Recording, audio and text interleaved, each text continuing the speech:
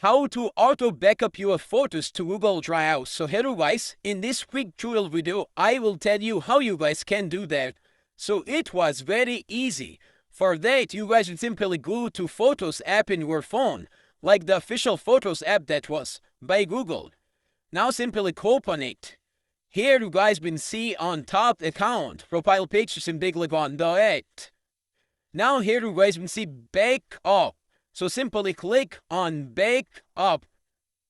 Now here you guys will see backup photos and videos on this device automatically. So if it was turned off, simply turn on it. And also you guys will see waiting for Wi-Fi. So it's upon you, if you're using Wi-Fi, it's okay to be automatically backup. And if you didn't on Wi-Fi, you guys can simply use data.